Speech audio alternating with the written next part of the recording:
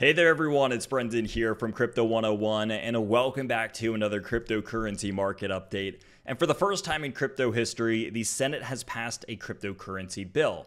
Now, what this means is that the bill has officially made it to the president's desk. And while we are going to be avoiding the politics of this situation, it is crucial to understand why this is happening and how this will impact the entire cryptocurrency landscape moving forward, especially from an institutional side. So we're going to be breaking down all of this in today's video, as well as looking at Morgan Stanley, who just disclosed that they actually own $270 million worth of Grayscale's Bitcoin ETF.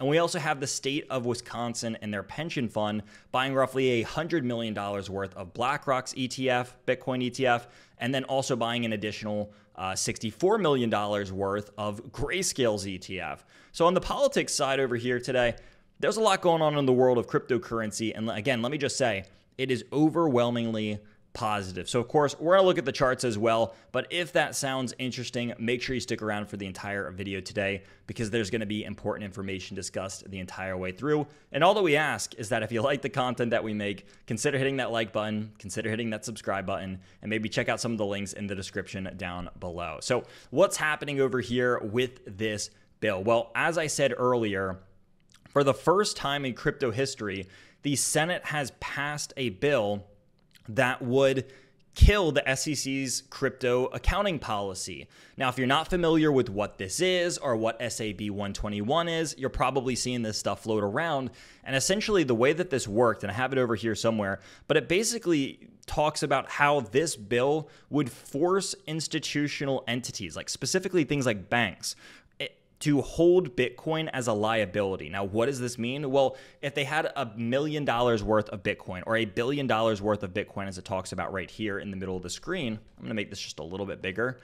What this means is that they would have to hold $1 billion of cash to equate and to make up for the $1 billion of Bitcoin that they would hold. Basically, it would have to say that this is a liability, that this is red, it's not being disclosed as an asset, which is wild, and they would have to hold exuberant amounts of cash to make up for any kind of crypto holdings that they had. So it discouraged a lot of banks and financial institutions from actually holding Bitcoin and most crypto in the first place.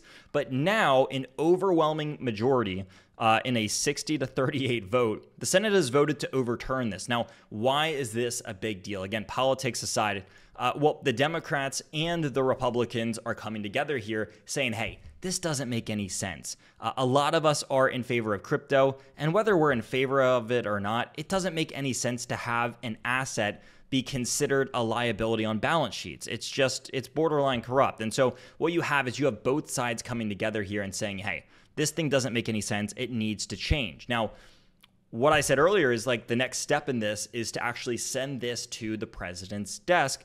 And this is where all of, I guess, like the quote unquote concern is, because the president has said, hey, I'm going to shoot this thing down if it gets up right here. And it seems like the only real like three party heads that are fighting against this stuff is like Elizabeth Warren, Joe Biden, and maybe like Gary Gensler from the SEC. And, you know, obviously there's other people in the mix there too. But when we're looking at this, now all eyes are here, even from his own party, is saying, hey, are we going to pass this thing? Are we going to keep it? Are we going to reject it? What's going to happen here? And so now the clock starts ticking. And he only has an allotted amount of time, and I have it written down over here somewhere. But I believe that there is a 10-day window from the moment that this got through, and that clock has already begun ticking as of, I believe, a day or two ago. And so now the race is on, and we should get an answer here in the next week and a half.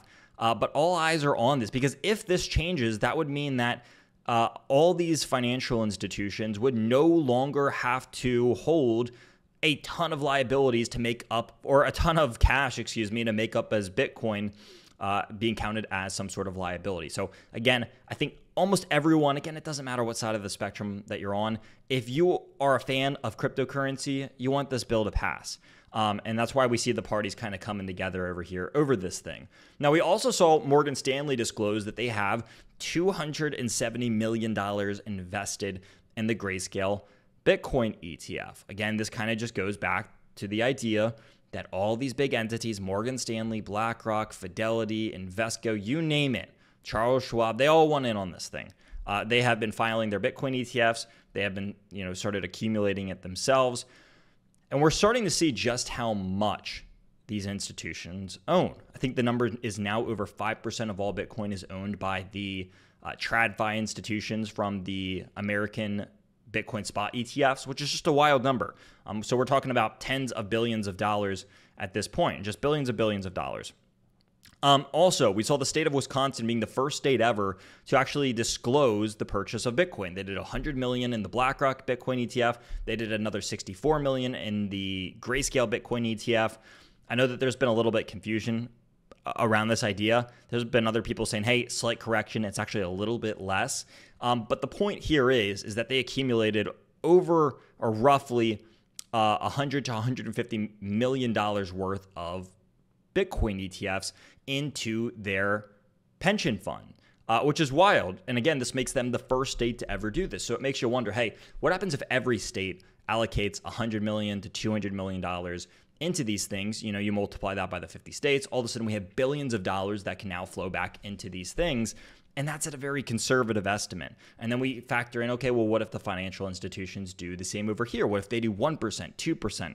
Kathy Woods says, what happens if they do 5%? Well, then we could have $1 million Bitcoin. And so the gears start getting turning over here, and there's a lot of positive stuff that is happening in the background, especially from like the governmental and regulatory side. And whenever we hear the word regulation, a lot of times people are like, oh, that seems like a negative thing.